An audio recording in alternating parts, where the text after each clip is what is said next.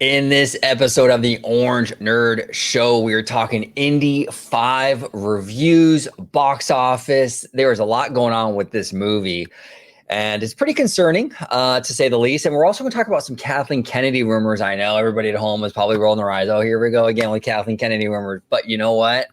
I'm telling you, something is afoot. I've been really skeptical about this stuff too.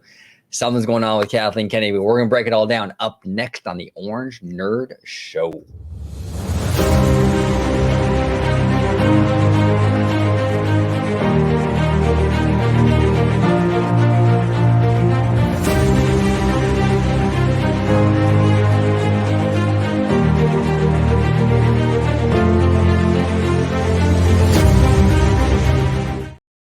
Welcome aboard another episode of the Orange Nerd Show here on OG55. I got Mr. VashSky, Dr. Dre, host of the Freshly Squeezed Show here on the channel to talk Indy 5 with me and Kathleen Kennedy.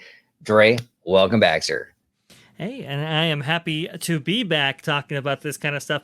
We've heard a lot of rumblings going on in various parts of the internet right here. Yeah. And we felt compelled to bring this up because it's not only it concerns Indy and, you know, maybe its fate and what it'll do with the box office this year, but maybe the fate of Lucasfilm as we go along here. So I think it's important that we bring it up and talk about it at least a little bit because the rumors are flying, OG, about, you know, how well this movie might perform, how well it will, you know, will be perceived by audiences, and what jobs might be on the line because of it.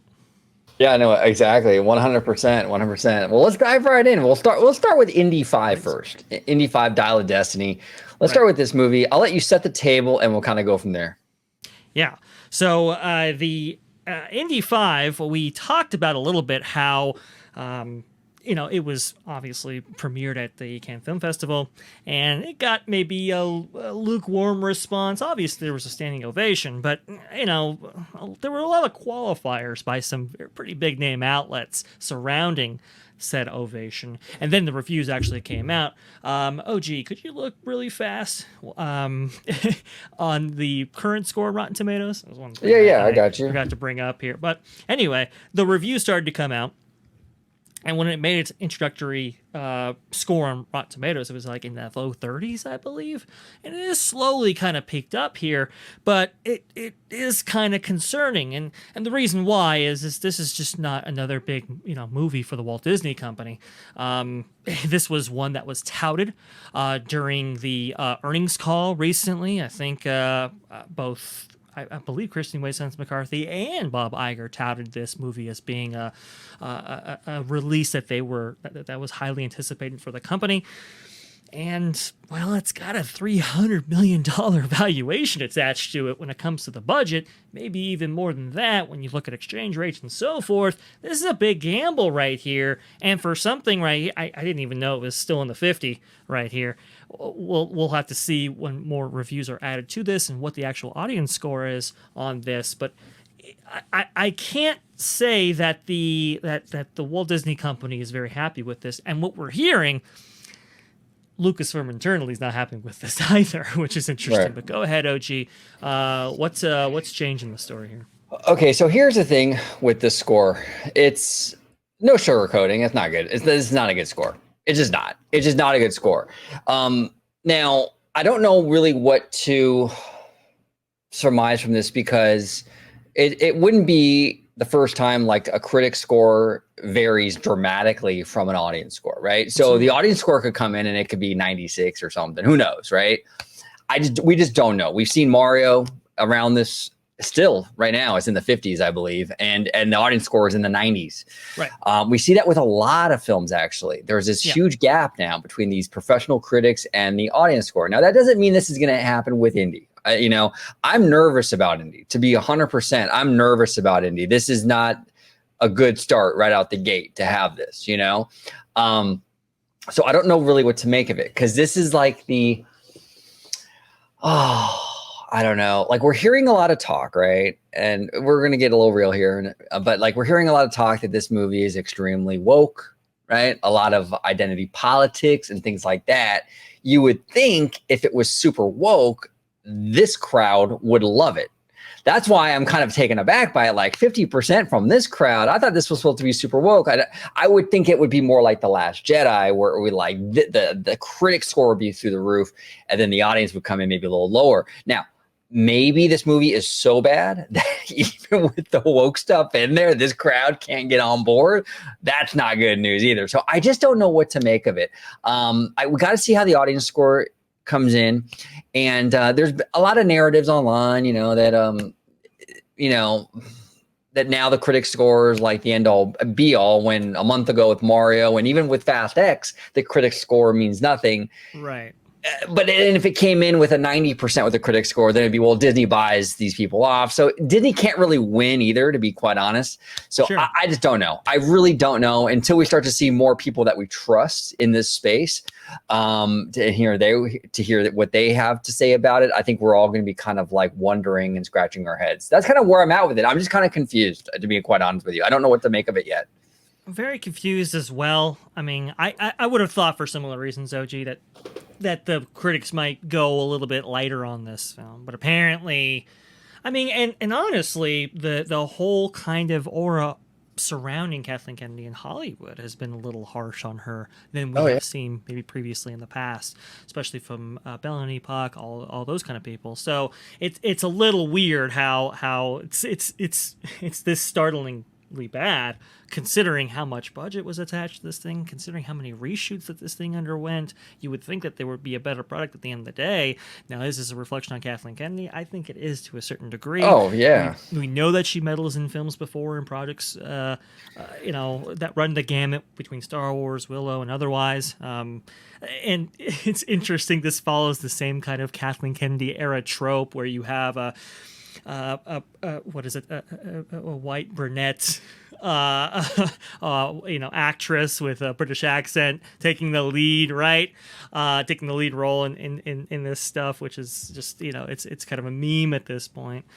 But we know that there is some dialogue. To what extent is not yet fully realized or fully appreciated. There was, I think, like a tweet on Twitter that said that this certain line was in the movie somewhere, and other people are saying, well, it's not in there. We do know that they have made some changes, maybe because of some of this backlash. For example, there was a new, I believe, clip that was released from this movie that had the, I stole this, and, well, that's just capitalism. We saw that in one of the previous trailers. Now that has been adjusted to take the capitalism line out. I'm pretty sure it'll still be there in the movie, and it might work better in that context. Like I said, when we commented on that scene previously, but it's just we're getting a lot of the same problems that we have from more recent Star Wars films that have come out, from projects like Willow, where it's just not resonating with audiences as much as we might want or expect. We'll see how kind of the normies feel, the mass market audience. Yeah, we're seeing, that the effects aren't necessarily that great, and people were worried about that with the clips and trailers that were released before. A lot of these reviews go into it saying, yeah, the effects aren't great. This thing has story problems. This thing has issues.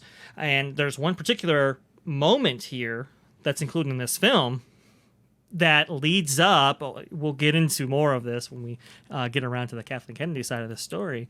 But there's one specific moment where they were really setting up Phoebe Waller-Bridge to be the next Indiana Jones, consistent with some of the rumors that were actually going on, and that has been taken out of the film, but there's still this kind of narrative arc that sets her up and just doesn't complete that payoff. That's interesting as well. That is, and it kind of points to, like, in all honesty, Disney, they're moderating, or at least they're trying to minimize the politics, so to speak, like what we see with the ending, right? Sure. So they're trying to get rid of this, like, they're trying to mitigate the backlash, right, of Phoebe Waller-Bridge becoming Indy, and then we see it with the teaser on social media, getting rid of the capitalism dig, right? So it seems like Disney's aware of the things that are going to sort of trigger the audience or be a problem, and they're trying to address that. But the problem is that it feels very reactive, right? it feels very reactive. And when you're kind of like behind the eight ball like that and you're reacting, it's never a good place to be, you know? And I don't know. And I've said it before in many videos or now, I am more worried about Indy 5 performing than I am The Little Mermaid. I'm pretty confident right now Mermaid is going to do fantastic just because the word of mouth is better on that one. And Halle Bailey is promoting this thing. And how do you not like Halle Bailey? I think she's a great ambassador for this film. And I'm hearing really good things. Like one of the people I respect and look up to, Christian Harloff, very fair in his reviews and everything. And he was saying the movie's really good. It's one of the better live action movies. And I'm pretty much in line with what his takes are pretty close to mine with films. So I think Mermaid's going to be fine. I really do. I'm not even worried about that one. Indy 5 though, I'm super worried that the word of mouth, the reviews coming out of that one have not been strong. Not strong at all. Now look, some people have liked the movie. Some people actually said it was really fun, a great movie. But there's been a lot more negative, in my opinion, and I just don't know what this is going to do. And Disney needs this like a hole in the freaking head right now. A $350 million movie that might lose money. Disney cannot afford that right now. You know, I mean, it's one thing that it's going to hurt Harrison's legacy to some degree, kind of ending on like a low note. But then you're going to hurt Lucasfilm, and it's going to hurt the Walt Disney Company financially. It's just like, my God, there's so much hinging on this movie, and it's just not encouraging to hear what we're hearing. You're also talking about a more demanding audience, right? So with Little Mermaid, it's like, well, it's a family movie, you know, whatever, right? It's if you don't complete everything that you want to maybe necessarily accomplish, no big deal. It's kind of this kind of new take on this film anyway. And the investment's not as high, right? From what I understand, that movie is around the $200 million range. I could be very wrong on that. I just going from memory. I believe that's what it was around. I heard that too. I think it's around there. So it's to make its money back. It's pretty doable, I think. And there are specific markets that haven't necessarily embraced it. We kind of we kind of thought that was going to be the case there. But you know, the stakes are just. They're just not as high, and the buy-in is just that much more palatable, right? Whereas Indiana Jones, you're coming off of the Crystal Skull, you're coming in with an audience that is a little bit jaded, jaded, right? Yeah, especially from Lucasfilm product, right?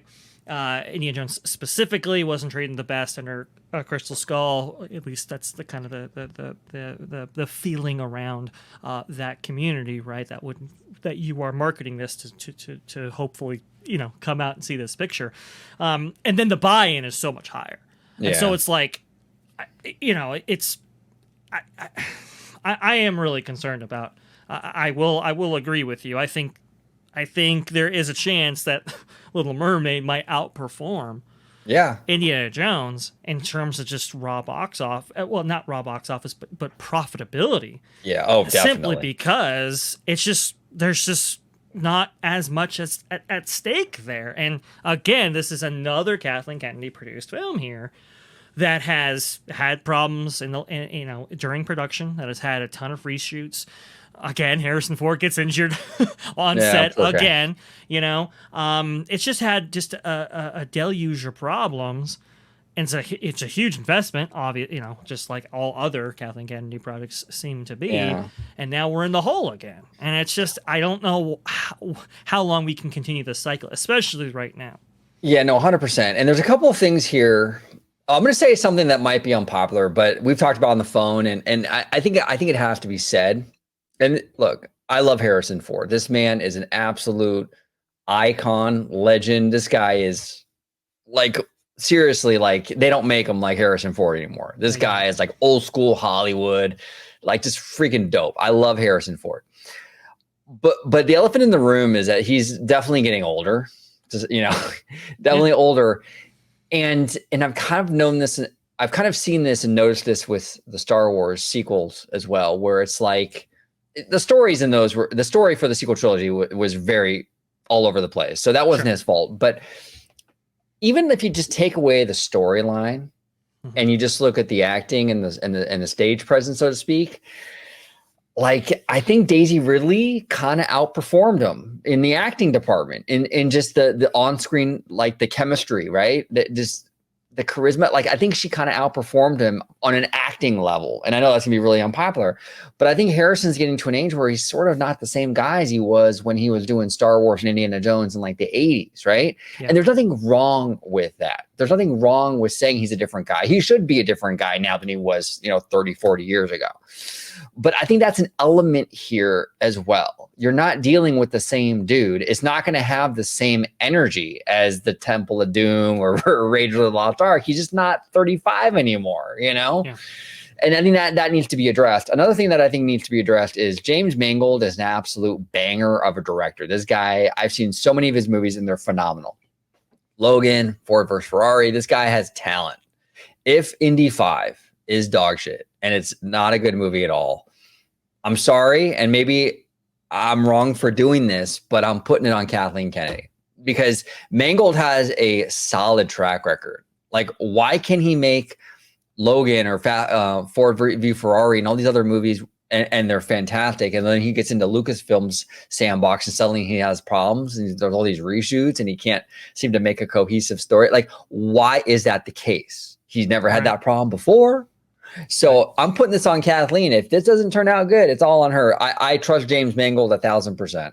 And there were a bunch of reviews that came out that actually specifically stated that, like, this isn't Mangold's fault kind of thing, which I thought was very interesting. But I mean, I don't think it's just protection. I think it's genuinely the case. I don't think it's Mangold's fault with what happened here. He can clearly put out a great product. I love Ford versus Ferrari as a kind of I got a little bit of a car guy in me, as many other males of my generation and older do.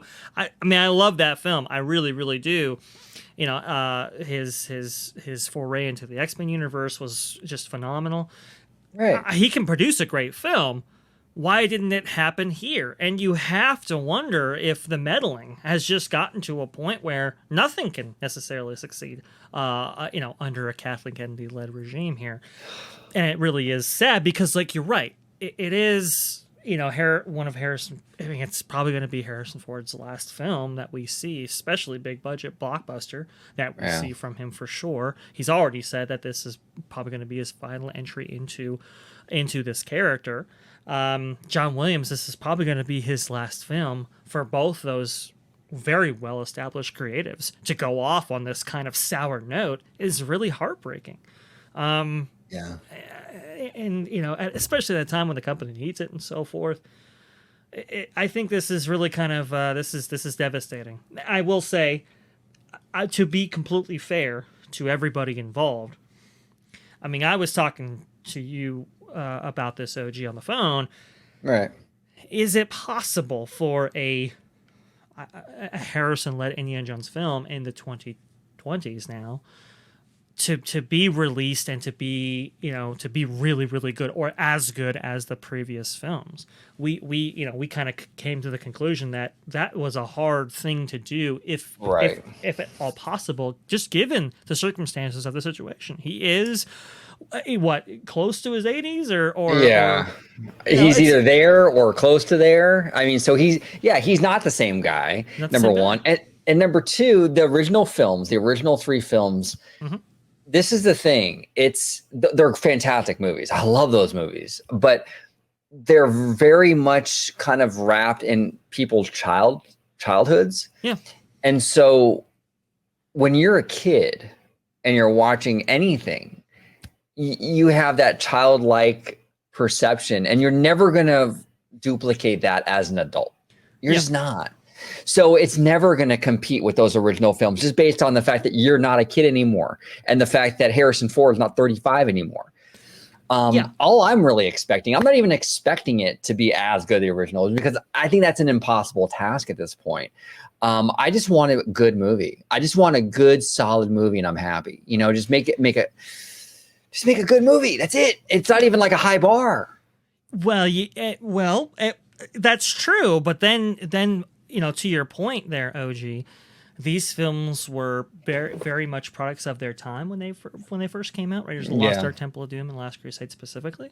They were very much products of that era, and they were refreshing for the era. And it's like, well, when cinema moves on here, and then when you have to appeal to modern audiences. if you know, you know. Well, that's a tough, difficult task because you want to be consistent with the originals, or in some way, but also have an appeal to maybe a newer group of audiences, or even audiences that may not be familiar with this character at all.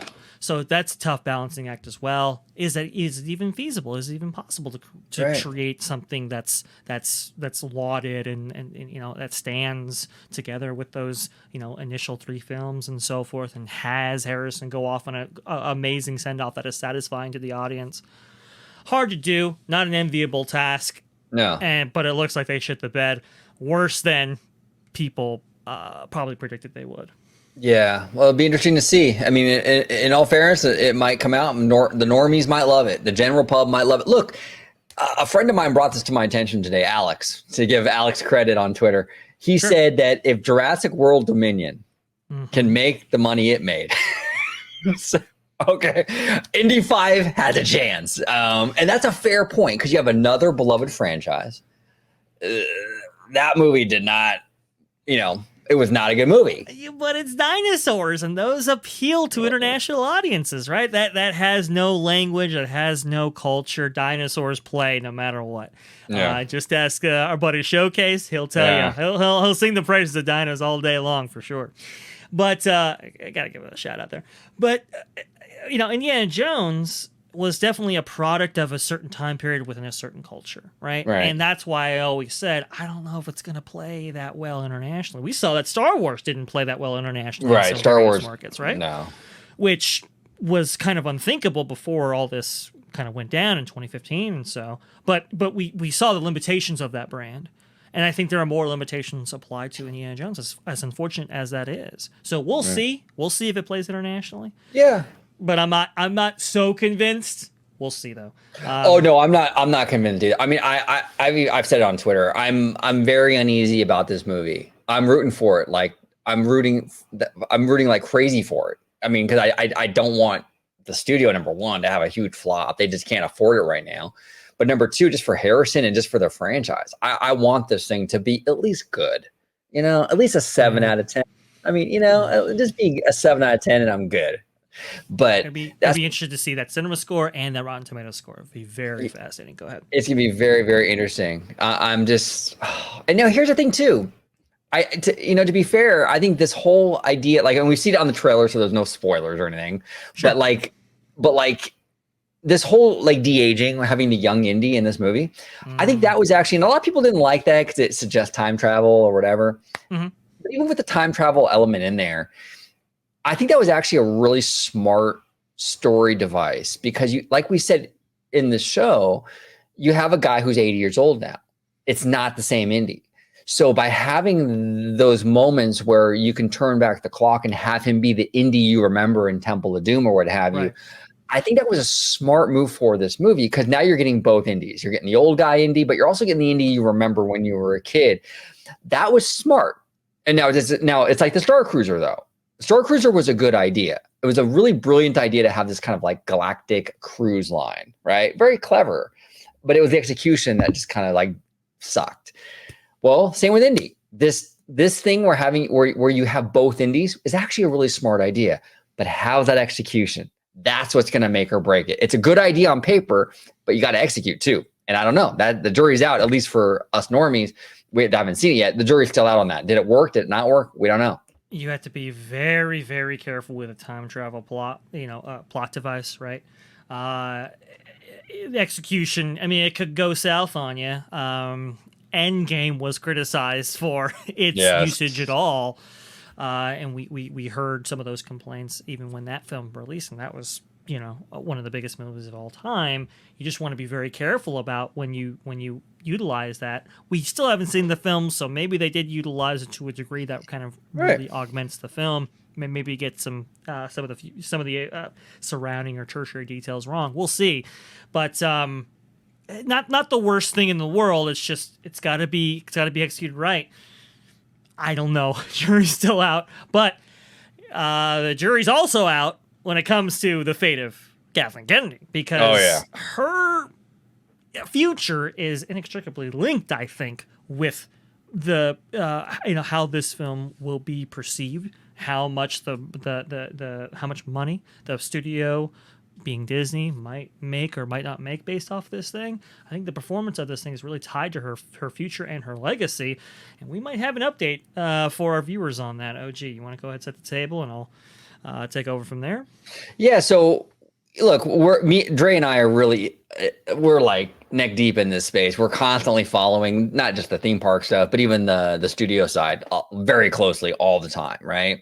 And we follow a lot of different creators that maybe we don't necessarily agree with, maybe we do agree with, but we follow a lot of different people and watch their content. And a lot of times when you watch various creators on various ends of the spectrum, you get a lot of kind of like varying reports on stories, right? Like that don't really coincide. Right. Like famously recently, Den of Nerds was saying that Lucasfilm, he's hearing from his source that Luke Skywalker is very much the future of this studio. They're very much going to use him going forward. And then we have WDW Pro saying, wait, hold up, that's not what I'm hearing, right? So you have these discrepancies amongst, sources all the time.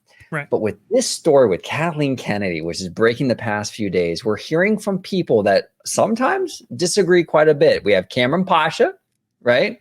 Mm-hmm. Who's I believe he's a Hollywood was a screenwriter, if I'm not mistaken. Yes. Mm-hmm. He's got a Patreon and that our good friend of the channel Alia follows and shares with us all the time. And Cameron scoops a lot of stuff, right? And Cameron is saying, well, I'll let you have the text, right? From the text. I got the documentation. Okay, so go ahead. Oh, real quick, I just want to say he's saying, and then I'll let you read it. I just want to say real quick, he's saying that her days are numbered. And it might be coming up fast and furious. A little shout out to Universal. It might be coming up fast and furious, her time here at Lucasfilm. But we're also hearing from WDW Pro. Now, WDW Pro and Pasha, they don't always see eye to eye, right? And their scoops sometimes are different. This time, they're not, though. This time, they're both saying the same thing. She's on her way out. Something's afoot. Now, when you have multiple sources and from people that maybe not always are on the same page, suddenly they're on the same page. Telling you, like I always say, too many coincidences aren't a coincidence. There's a lot of smoke here. Is there fire? Go ahead, Dre. Let's go ahead and we'll break down Cameron's stuff, talk about the pro stuff. We'll go from there. Let's break it down a little bit, and I'll pause in between and so forth. Okay, so scoop. Kennedy Death March begins at Lucasfilm per Cameron. Okay. The bat phone rang this afternoon, and I received a lengthy update from our Disney insider, Sparrow. There's a lot going on, so let me dive in. First, the office is reeling from the sudden death of actor Ray Stevenson, who played Dark Jedi Baylan Skoll in the upcoming Ahsoka series. Sparrow says that there is widespread shock and confusion as to what they might do next. Possibilities range from recasting the Skoll to removing the character from the Season 2 scripts to using deepfake technology to keep Stevenson's likeness in the role. That's actually a pretty sad story right there. Didn't get a lot of coverage because he wasn't a huge name in Hollywood, but this was a really talented guy. He had just made an appearance at Star Wars Celebration, really conducted himself well, I thought, right there. The highlight of some of the promotional material for Ahsoka upcoming. We've heard some great reviews from his performance in there. Just a really kind of a sad thing to have happened, not just as it connects to Star Wars, but just in general. Oh, it's incredibly sad. And he's way too young. I think the guy was like in his late 50s or something, if I'm not mistaken, maybe early 60s. I mean, he's a young guy. Look, the stuff that we see of him, the little that we see of him in that Ahsoka trailer is badass, man. With the red lightsaber, he's going through that hallway. Wah, wah. Just incredible stuff, man. He really does, in those scenes with Ahsoka, really does take control of every scene he's in. Yeah. Right. He's got that presence, man. And he just crushes it. I mean, he really, really, like you said, talented guy. He knows how to command the stage, and just incredibly heartbreaking to hear that news. Way too young. Oh, terrible. He continues, but no decision can be made until the writer's strike is over. Well, that's fair.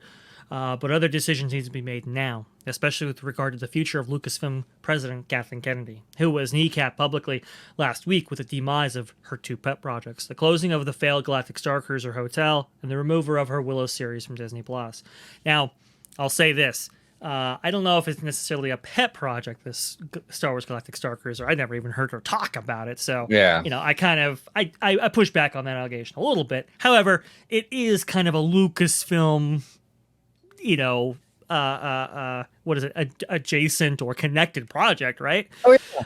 That was completely unceremoniously closed while she was at Cannes. You gotta, that's not the greatest thing. And then at the same time, while she's at Cannes, Willow gets taken off Disney Plus. I mean, that is that's a big 1-2 punch right there. It's a double whammy. Well, here's the thing too. I think Galaxy's Edge, and this is my speculation, but I mean, I have a reason behind it. But like, we talk a lot about theme parks on this channel, right? And we're constantly saying how Avengers Campus kind of gets it right when it comes to like how they handle the land with the characters and the timeline. There is no timeline. It's just, a land about Marvel and anything goes basically, right? Exactly. And then you have Galaxy's Edge, which is like so up its own ass with the timeline, and they're very strict on it. Now, I have a hard time believing, and look, I could be wrong. If there's Imagineers watching this and I'm wrong, I have no problem being wrong. Comment down below. Jim Shull, if you're watching, let me know. Yeah, exactly. Let me know. But here's the thing.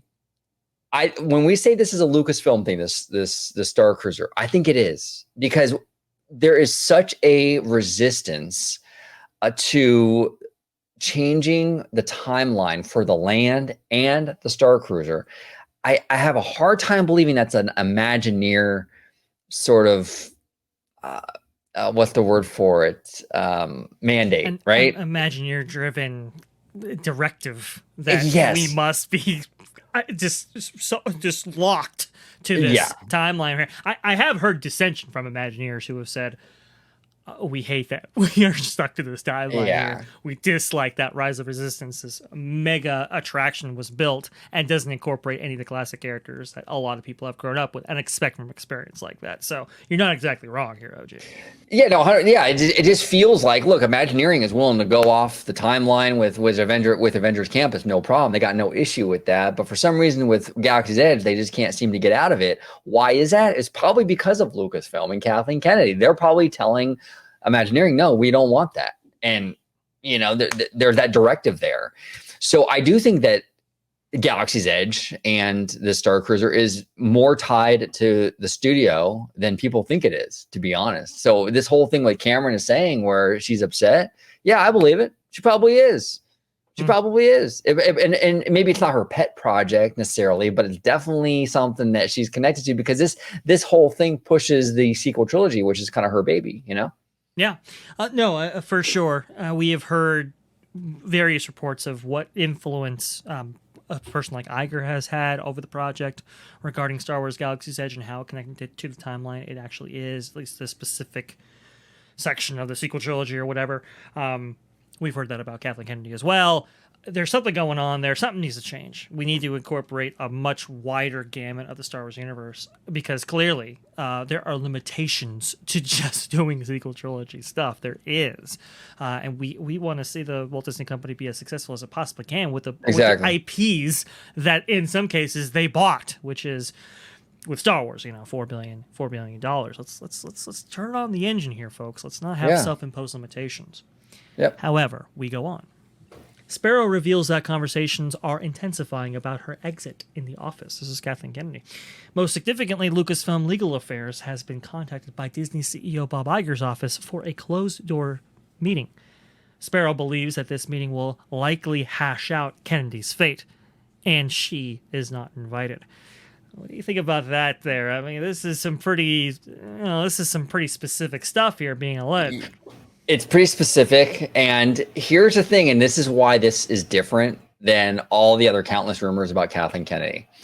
This is a new day at Disney. This is the Bob Iger accountability train now. This is Disney laying off 7,000 employees and having to really tighten their belt. Okay, this isn't 2015, 2016, 2017 anymore, where we can dick around with Kathleen Kennedy all day long, hiring and firing directors every other month. Yep, that's a new day at Disney. And now we're hearing rumors from Sparrow, which is Cameron's source. He calls him Sparrow. Right. little birdie, I guess, saying that there's HR murmurs, Disney legal rumors, and look, I'm telling you, I mean, this is like you said, Dre. This is very specific. This isn't like this vague shit going on. This is very specific, and this is very similar to what other people are hearing as well. I think there's something to this. I think there is something to this. I think, look, right now, Star Wars needs to be hitting home runs. Disney cannot afford to have weak sauce shit all the time with Star Wars. This is one of their biggest brands. This is the thing that's driving Disney Plus. You need Star Wars to be running on all cylinders. You can't afford weak sauce right now. Yep. And I think Iger's frustrated. I really, really do. And we talked about this the other day with the Indy 5 premiere at Cannes Film Festival. The fact that Disney dropped 3 bombshells on the day that Indy 5 premiered at Cannes Film Festival tells you everything you need to know about what Iger thinks about this movie and the chances of the movie doing well and what he thinks about Kathleen Kennedy. He dropped, just to recap, if in case someone didn't watch the other video, the Disney Plus purge, right? The stuff that was going to be purged. He dropped the Lake Nona Imagineering is canceled. Now, that was a big story because nationally, everyone's following that because of Ron DeSantis and Disney. They're fighting. So the Lake Nona thing caught fire. It was all over the place, right? Absolutely. And then we have the third story. Star Cruiser. Yeah, the canceling of the Star Cruiser. 3 bombshells on the same day Indy 5 premiere. Why wouldn't he do it the day before? Why wouldn't they release that information the day after or 3 or 4 days later? Why on that day? Well, it seems like Bob Iger is fed the fuck up and is trying to basically cannonball Kathleen Kennedy and maybe even this movie to make a point. Now, that was on a Thursday, right? When all that stuff popped off. You could have... Yeah, I believe so. I'm not 100% sure, to be honest. It was I believe it was in a time period in the week where the media can kind of run with these things, right? When you want to bury a story, you could have it on a late Friday or even over the weekend, right? To do it at that specific point. By the way, this was Iger's first Cannes Film Festival that he even attended at all. Right. That was a very weird set of circumstances because usually, I mean, and we know this. Oh, gee, we know this. OG's PR team are so buttoned up, right? They are so particular about where and when they release stories, right? Oh, yeah. In order to, seek the most opportune time for all of these things. To drop that kind of news at that time was bizarre. It wasn't a coincidence. Look, Disney believes in The Little Mermaid. You can tell by, look, Bob Iger said at that quarterly earnings or annual shareholder meeting or whatever, he even said that you'll see the power of the Disney brand when The Little Mermaid comes out. Do you want to talk about confidence? Now, the movie might not be good. I don't know. I haven't seen it. But from Disney's perspective, they believe in that movie 1,000%. They think this thing is gold, okay? Whether we think it is or not is irrelevant. They think it is. Do you think they would drop 3 bombshells like that? Lake Nona, Star Cruiser, and Disney Plus Purge the weekend or the day of the premiere? When Mermaid comes out, there's not a chance that they would do that. Why? They would never do that. Little Mermaid just had its blue carpet premiere. I think it was like a week or so ago. Right. They didn't drop all these bombshells on that day, did they? No, because they believe in that movie. They don't believe in this movie. And Bob Iger does not believe in Kathleen Kennedy. And I know it sounds really, saying it, I can already see people with the eye rolling. Oh, another Kathleen Kennedy thing. But I'm telling you guys, that is really, really unusual, especially from a Bob Iger who's so optics conscious. Look at the masterful 4D chess he's playing with DeSantis. It's a masterclass on how to handle this shit. You think that was a mistake? You think a guy like that who's handling DeSantis at the way he is gonna mess up that bad on the day that Indy 5 is premiered at Cannes? There's no way, dude. He is absolutely working on something, and I think she's in big trouble. I'll say it now. I think by the end of the summer, I think she'll be gone. I mean, I really do. I think her days are really limited. Well, and Sparrow has some information on that point as well. Let's talk go. About Lucasfilm Human Resources, which you brought up there earlier, OG, is setting a phone call with Disney corporate HR. Sparrow says that such phone calls are usually the sign of an important HR issue being brought to a head and a precursor to a firing, again suggesting that the fate of Kennedy and her flying monkeys is being finalized. He goes on about this. The flying monkeys, for their part, quote, are in shock by the shock and awe laid down by Iger last week during the Cannes Film Festival. They are trying to keep Kennedy from doing anything rash in the vein of the aborted angry email to Iger on Friday. Apparently, to give people some context on that specific issue, what Cameron has been saying is that Kennedy had to be talked down from sending out a very, very sturdy email to Iger and worsening the situation because of what happened at Cannes, because of all those things that were laid at her feet, basically, without her knowledge beforehand. How would that have turned out? Nasty email to Bob Iger. How would that have turned out, Kathleen? Oh my gosh! You know what? Actually, Kathleen, you should go ahead and do that. You should send him that nasty email. Yeah, go ahead. Let's go ahead and get in the ring with Iger. Right? Yeah, as he's dealing with all this stuff, I'm sure he'll have much patience with you. Yeah. Here you go. Perhaps you think you're being treated unfairly. Right there you go. Right. But Sparrow says there is a growing resignation that Kennedy will be forcibly retired, and the monkeys are focusing now on keeping their own jobs. Monkeys being Kennedy loyalists. Yeah. Apparently, Kennedy has blown her chance of getting an honorable exit by throwing away her opportunity for the accolades of a Viking funeral at Star Wars Celebration. Now to kind of give a little context to that, because not everyone follows Cameron or whatever. What he was hearing leading up to Star Wars Celebration was that Celebration was supposed to be a celebration of Kathleen Kennedy. It was a Bob Iger kind of directive, right? To sort of have a lot of the panels celebrating the life and the career of Kathleen Kennedy. And the reason why Bob Iger, according to Cameron, wanted this is because it was sort of to be like a send-off to her eventual retirement, which would come soon. But now what Cameron's saying is that Kennedy just completely disregarded that and decided to announce a bunch of projects, kind of going against what Bob Iger wanted. Now that's what Cameron's saying. I don't know if that's true or not, but his sources are saying that that's was the case. So apparently Iger is pretty upset with that because he was saying, "Hey, we got to have your Viking funeral, your big to do, your send off," and she was like, "Nope, we're doing a Rey movie." So look, I don't know if it's true or not. Yeah, but that's what Cameron's saying. So, and if it is the case, I'm sure it didn't exactly thrill Bob Iger. I don't think so either. He continues, when her time comes, she will be asked to leave her keys at the front desk and quietly go home. And guess who is getting those keys? Quite literally. This is where he gets into what he's hearing about the future beyond Kennedy. Sparrow reveals that internally, security protocols have been updated, and Jon Favreau is being given full access to all of Lucasfilm, both in terms of the physical operation as well as internal systems. As Sparrow says, quote, Kennedy had the key to open every door in the office. Now Favreau is being given that key.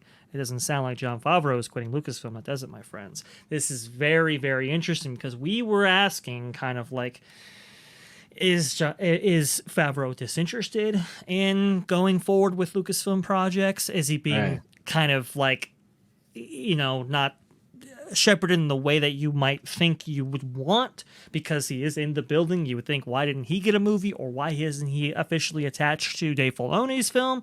Like, what is going on here? Well, if he's taking over Lucasfilm, well, it makes sense why he's not attached to a film like what Dave Filoni is producing or any other film project, is because that's not his role. His role is to oversee the entire studio itself, which is very interesting.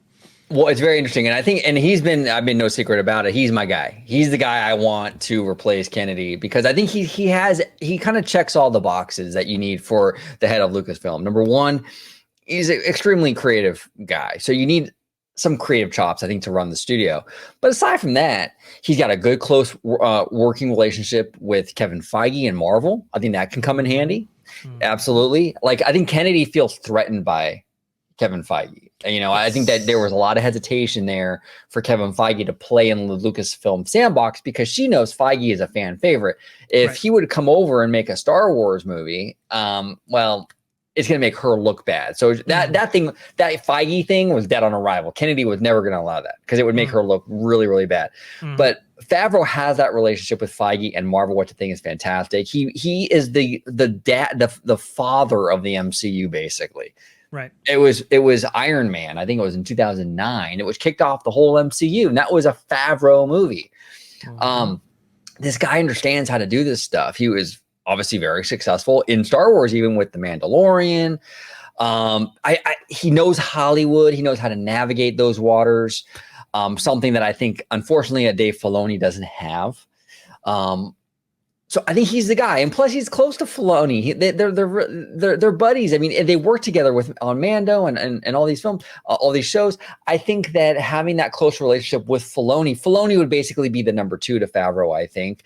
I just think it's a match made in heaven. I think that's the way you go, and it would finally Lucasfilm would have their Kevin Feige. It would just work out perfectly. So I'm rooting for this guy. I hope. Cameron, I hope you are right, brother. I hope this is exactly what's going to happen, that Favreau takes the reins. He really is the heir apparent. I mean, I don't know who else could really take over and do this. I mean, maybe there's some good names out there, but I think he seems like the obvious one in my opinion. I think so. And I think if paired with Dave Filoni in certain key junctures when it comes to Lucasfilm's future, you can best map out a path forward that is expansive but also focused, right? This is the big criticism against Kathleen Kennedy, not only in her individual productions, but also where's the vision of where Star Wars goes, right? Right. There has been really a lack of that, and she's just kind of basically what is it? Yeah. Like responding and being reactive. Well, she's given that task. There's an official word that I'm looking for that I can't think of right now. She's handed that task over to the director of the week, basically, historically, right? But I think you need somebody in a key position that can make those kind of business, financial, and kind of story decisions at key junctures in order to kind of get this thing on the right foot. And Kathleen Kennedy, unfortunately, hasn't been able to balance all of those things when it comes to the future of Star Wars. Who is better qualified to do this than anybody? I think it is Jon Favreau in that specific role. And if Dave Filoni's in the office anyway, well, then the brain trust is so much more than could ever be possibly attained with Kennedy alone. No, 100%. We got more from Cameron. A little more. One more paragraph here. Finally, Indiana Jones and the Dial of Destiny has been screened for Lucasfilm staffers. And according to Sparrow, the consensus of the employees, who saw the cut was, quote, "We're screwed." To be fair, Sparrow says that Harrison Ford is excellent in the movie and carries it through its weaknesses, but doesn't appear likely to set the cinematic world on fire, even if some of the damage has been contained due to the final edit. Sparrow says that the cut, which was screened, does not have Phoebe Waller-Bridge continuing on as the new Indy, but such a cut Indy does exist and has been locked away in the vault, apparently. So fan outcry seems to have saved us from that travesty. And today has been an extremely eventful Monday. This was yesterday when this video that you're watching right now is being filmed. And I have a feeling this is going to be one hell of a week for Lucasfilm. Stay tuned. So even at the end there, we keep getting these kind of middling reviews. And apparently for the Kennedy faithful, they're like, this isn't the film that we needed at this key juncture here, is what we're kind of getting from this. Yeah, and that's why I'm really curious about this movie, because the Kennedy faithful, or as Pasha calls them, the flying monkeys, Sure. They're all in on the woke, right? Like as they would call it, right? So that's why I'm wondering, like, is this movie not woke enough, or is it is woke enough, but it's just so bad that they just can't get on? Like, what was it, those Lucasfilm employees, when they turned to each other and said, "We're screwed"? What exactly was it? I want to know the mindset, why they didn't like it. I'm very curious, because I mean, this is the same crowd that they were behind Willow and stuff like that, which was terrible, and they were like, so I don't know, like, what is it about this one in particular they don't like? That's all I'm curious about. Well, I think there are definitely going to be we've seen rumblings and obviously some dialogue and some clips that have been released that suggest that this will be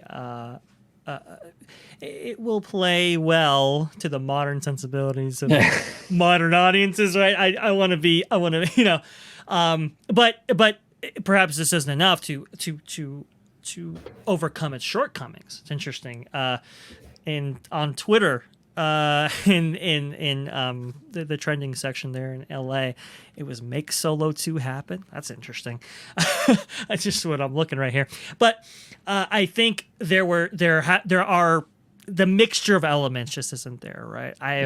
Like we said before, I've heard that the effects work it's kind of all over the place. There's stuff that looks really good. For example, the de-aging to Harrison Ford, I heard, is like really breathtaking, right? Like there's like it's very, very good. However, there are some other things that just don't look as good, don't play as well to an audience. Phoebe Waller-Bridge there are some reviews that say that her performance is really good. Other reviews saying, why is she here? Does she justify her appearance in this film? Unfortunately, it turns out that it might not. But I think with a big budget, box office tentpole like Indiana Jones has been kind of expected to be or has been placed in the position that it has been, right? There's a lot of hype surrounding this. This was delayed years and years and years. It's finally coming out, and I just don't think it's the movie that it should have been, could have been, and I think maybe that's what they're reacting to, because after this comes out, and if this film doesn't do well, which we're all kind of thinking it might not, there has to be a change. I think that's why they're saying we're screwed, because it just doesn't hit in the way that they thought it would. There's no way. Yeah, there's no way Kennedy keeps her job if this movie is disappointing at the box office. There's just no way. I mean, if she does by chance survive that, then that is absolute malpractice and absolute incompetence on Bob Iger's part. And I'm sorry, Bob Iger, he's made mistakes in the past, absolutely, but he is not a stupid guy. They're not a stupid guy. I would be shocked if Indy 5 comes out, disappoints at the box office, and she maintains her position. I don't think Iger's going to put up with that. And I think she's already skating on thin ice. Like we said before, like we kind of laid out this whole video. There are sure signs, like what the stuff they pulled on the Cannes Film Festival with all those bombshells and stuff. I'm telling you, like she's on her way out. I just have this gut feeling. I really do believe this is the end of that era. And if this movie flops at the box office, that's there's no going back, dude. To be honest with you, I think that the die's already been cast. I think he's already made up his mind. Yeah. At this point, anyway. Well, but he had to have gotten the internal testing back from this thing. I don't think the reviews from Cannes are necessarily unexpected. I think there is enough evidence out there. A CEO in that position with a big budget tentpole like this. Obviously, there was pre-screenings. Obviously, there was test screenings. Yeah. And I think he knows that data. I think he knows that this won't be well received. And I think Sparrow might be onto something, that he's taking action right now, because he kind of knows this isn't going to hit, and at a crucial juncture for the Walt Disney Company in general, right, where their theme park properties are being the Comcast competition, as it were, is kind of heating up as things are kind of slowing down in that marketplace. And then the very competitive marketplace that they find themselves in with their DTC division, with people like Amazon, Apple, and Netflix spending tens of billions of dollars on content in order to get subscribers and profitability themselves. And they, obviously, you have this kind of goal of attaining profitability by fiscal 2024 Q4. It's like we need hits. We need to bring in the money here. There's a lot of volatility right now, and it looks like this isn't the movie to kind of calm that down. It seems like this was a misfire, and that's really unfortunate. And honestly, it's just frankly time. It's time to move on, and that's why I think we're hearing from a lot of people, whether it be Pro, whether it be Cameron, whether it be some other people that are kind of watch In this these things space. with a close eye. Yeah, in this space with sources, right, that are kind of saying, yeah, I think Kathleen Kennedy's out here. We just don't see the momentum for her future in the same way that some people may have felt back when Solo came out. Well, and even like people like Matt Bellani, right? You could tell the energy in the reporting from like a Matt Bellani Yeah. towards Kennedy has changed, right? And for those of them that aren't aware, Matt Bellani, he's a co-founder, I believe, of Puck News and entertainment lawyer, and he's very much in the circle. He's very much in that world, Yes. I mean, he's talked about having like lunches with Bob Iger and what have you, so he's very connected. Right. But even him, like you see his tweets sometimes about Kennedy or whatever, and their tone has changed with her. These Hollywood people, insiders, whatever, they're not so pro Kennedy like they were 5, 6, 7 years ago. It's a whole different energy. They know the writing's on the wall with this. I'm telling you, man. And I here's the other thing too. I'm really frustrated when it comes to Disney right now, because I was watching a show. I told you this, Dre, on the phone the other day. I was watching a show on Netflix called Queen Charlotte, right? Mm-hmm. Queen Charlotte is a phenomenal show, man. Like, Queen Charlotte is so good. Shout out to, I think it's a showrunner. I think her name is Shonda Rhimes. Shonda crafts an incredible story. And it's only only 7 episodes. But I'm watching this show, right? And every episode is a banger. Every episode moves the story forward. It's not like Mando or some of these Lucasfilm properties or Book of Boba Fett, right? Where you're watching it and there's like a random like filler episode in the middle and that no one likes. Like, this show was consistent all the way through. There were 7 episodes and the story went from A to Z, and it did it in a very clean, concise way, without any filler, without any BS. And I'm watching this show going, why can't Disney do this? Well, Disney has all the resources in the world. Why can't they make a Star Wars show this clean? That I couldn't put this show down. I could have binge watched if it wasn't for my job. I could have binge watched this whole show from first episode to the last one and been completely fine with it. It was so good. I mean, it was incredible. And it's like, why can't Lucasfilm make shows like this where I'm like hooked from minute 1 to the very end? And they have every advantage in the world. Why can't they do this? They have the best franchises that money can literally buy, right? And in some cases, they bought them. There is an endless capacity for great storytelling at these various studios. There is, but I think it's a combination of a few things. One, you have a creative force in there that is necessarily not aligned with the expectations of consumers, especially in this space as it develops. And also, too, we've heard that Disney kind of pays bargain prices for people, right? And there's an issue there, because you're in a space in which you're not only competing for eyeballs, but you're also competing for talent, right? And so why do something for the mouse when I can get paid a whole lot more at Netflix with their disposable, venture capital money, or an Apple, and produce stuff over there? So, you're going to have to compete on that level as well, which I don't think they're necessarily doing to the extent that they should be. Now, this reorganizational structure that has been announced by Iger and has been the company has been undergoing for the last couple of quarters right here might improve that situation. Yeah. But, I mean, we'll see. This is one of the things that makes the writer's strike so crucial, for example, right? And what the outcome ultimately is on that front. It's a tough time right now. I am not going to sugarcoat it for folks. It is a tough time. Now, I do think they have all the tools capable in order to make it out of this, but we can't just keep skimping and saving here. Eventually, we're going to have to turn on the money faucet there. And what projects will actually be activated and what we will see go forward here, man, that is going to be really, really, really crucial. We'll see if Iger can pull it off here, because this is not 2005 here. This isn't even 2008 with its economic issues. This is something else entirely. It is, and I really want to see. And look,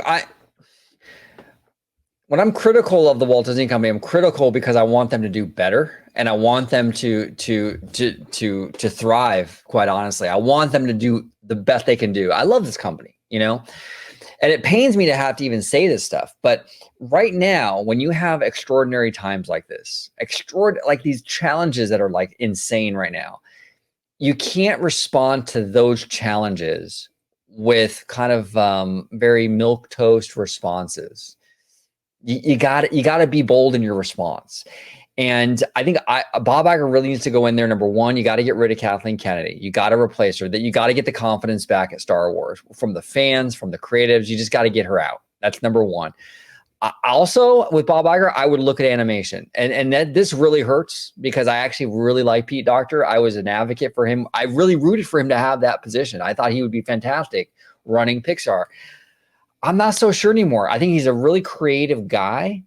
I just don't know if he has the sensibilities that Lasseter had in terms of like being able to create stories and movies that really resonate with a mainstream audience. Like I think Pete Docter, if he was running like the Pixar shorts division, oh, this guy would be crushing it, dude. Like the GOAT, right? Because those are like those experimental, like 8-10 minute shorts. I think that's the kind of like sandbox that Pete Docter would like thrive in. The problem with Pete Docter is that he's very much like an indie film kind of guy, indie film energy kind of guy. Kind of like a Rian Johnson in a way. Like Rian Johnson's a talented dude, but then you put him, like he does those indie kind of style films, and he's great with that. But you put him in a big thing like Star Wars, like, oh shit, okay, it's not the right fit. Pete Docter is kind of that same kind of dude. I don't know if he's the right guy to run Pixar. I think that maybe Iger looks at that, and if Elemental flops, I don't know how you justify keeping him. I mean, with Lightyear really flopping, and then you have another one followed up and it's flop. I don't know how you justify keeping him on board. We're hearing that the tracking for Elemental, by the way, is pretty weak now. There is a disqualifier in saying it's really early, and there are some outlets that are reporting some stuff that haven't been super accurate in the past. I get that, but that's also discouraging as well. I mean, there were reports out there saying that this was going to be lower than Lightyear in terms of its tracking leading up to this release here. To your point, OG, talking about the performance of Elemental, that's a crucial thing here. It is. I don't know what the budget for this movie is, but for a Pixar animated film, it's probably like somewhere 150, 200 million. All right, yeah. Mm-hmm. So it's sizable, and it's sizable because the tracking is like 28 million opening weekend. I mean, that's just not good, and maybe it'll do better, and it looks really good. That's the frustrating thing, because this movie actually does look good. It looks like a return to form for Pixar. It looks old school kind of, right? Yeah. But if it dies a dog's death at the box office, I think Iger is going to have to look at Pete Docter. Jennifer Lee, I feel like she's kind of safe, just because I do think that Wish is gonna be. I think Jennifer Lee is safe because I do think Wish will hit. I do. When Disney does these kind of fairy tale kind of films, they don't usually flop. They usually perform. Now that doesn't mean this one will. I mean, Princess and the Frog didn't perform. That one was one that didn't do well. Well, Strange World. Just but that recently, if we're judging Jennifer Lee's recent performance when it comes to other films. Yeah, Strange World was a total flop. But like in terms of like those fairy tale kind of films, though, they tend to have a good track record. So and it's a musical too, which is Disney's wheelhouse. I have a lot of faith in that one. Maybe I shouldn't, but I do have a lot of faith in that one. I think she's I think she's standing on better ground right now than Pete Docter, though. But overall point, though, is I think Iger needs to go in there and stop being so scared about firing people. Your stock price is already in the toilet, Bob. So why not make the moves you need to make to get the creative engines going again? Don't worry about your stock price tanking because you fire Pete Docter or you fire Kathleen Kennedy. Your stock price is already low. Let's get the creative house in order here, and let's get that fixed. And then the stock price will follow that when the content gets better. Yeah, absolutely, 100%.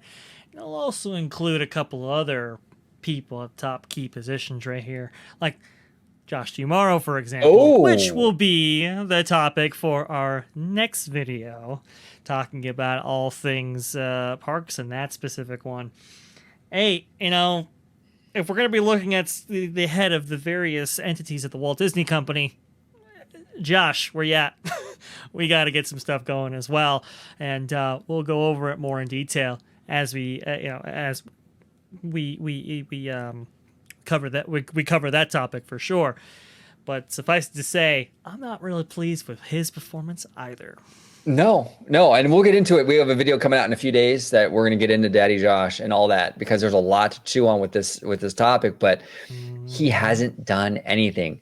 I'm going to ask the audience again: if you like Josh D'Amaro as the parks chief, comment in the comment section and please tell me what he did, what he spearheaded and finished that was so fantastic. Because Dre and I were on the phone last night trying to figure it out.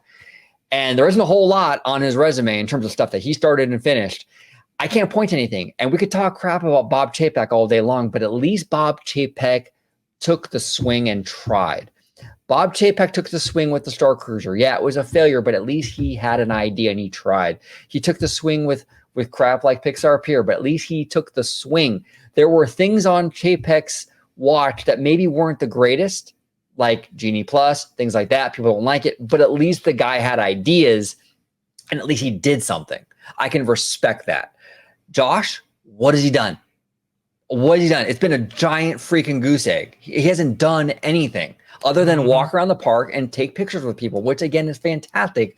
But if you're not going back to TDA and implementing and changing things based on what you're seeing on the ground, what good is it? Exactly. You want to pay Disney? Hey, if you want to pay me Josh's salary, I'll walk around the parks all day long too. I mean, pay me. I'll do it. Yeah. I don't mean to compete with you, OG, but I'll do it for half. So, I'll do it at a discount rate. But look, I mean, what more does this guy do? Now, comment below, chat here, and hey, well, maybe we'll pick up your comment for the upcoming show right here. I think that'll be kind of an interesting discussion as we talk about Josh D'Amaro's recent appearance at the kind of the Morgan Stanley or JP Morgan conference there. JP Morgan, yeah.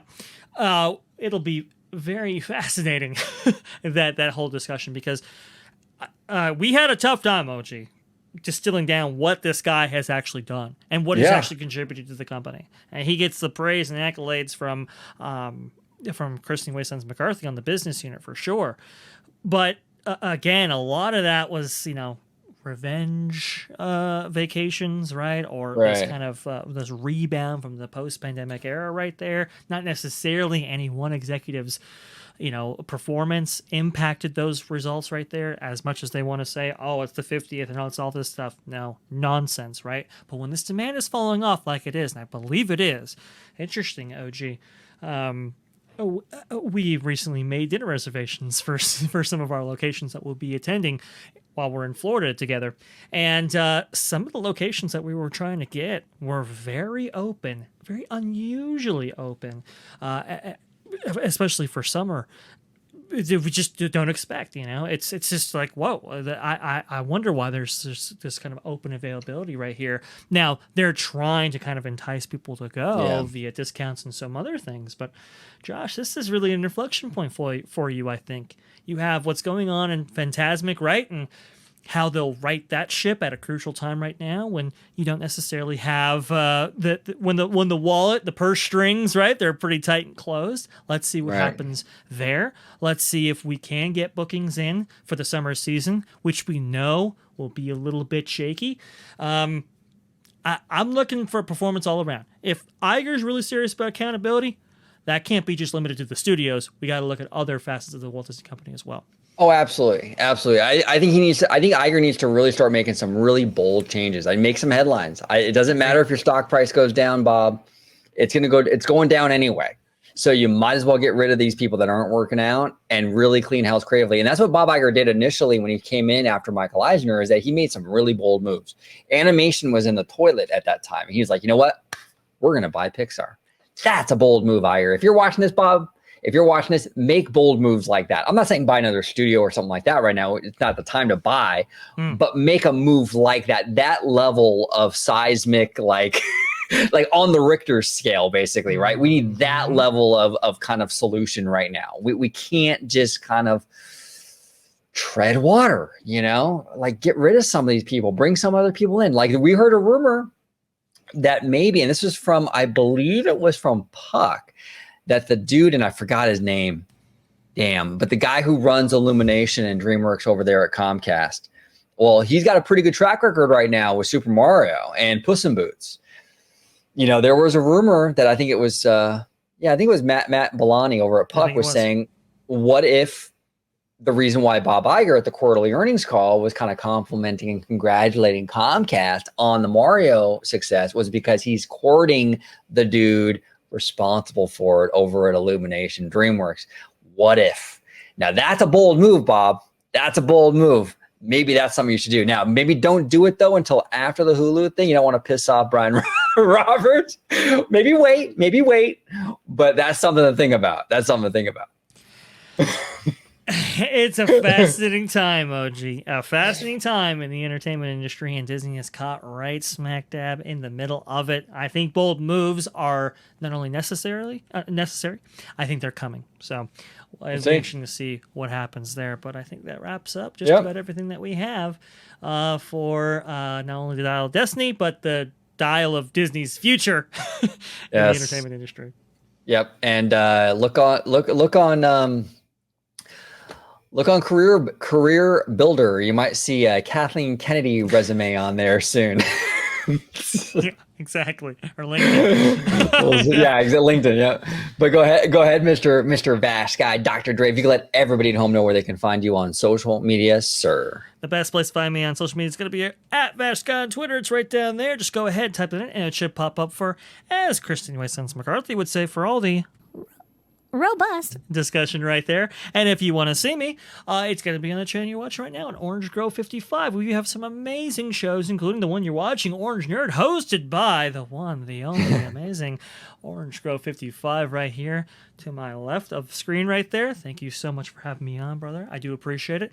The amazing Citrus Corner, hosted by our dear friend, George, who unfortunately couldn't join us tonight, but you could tell I was thinking about him because I believe I misspoke and called you George there, OG. I do apologize about that. That's okay. You're on my mind there, George. We love you, buddy. Story Geeks with Jay, where we talk about the stories that impact our lives for sure.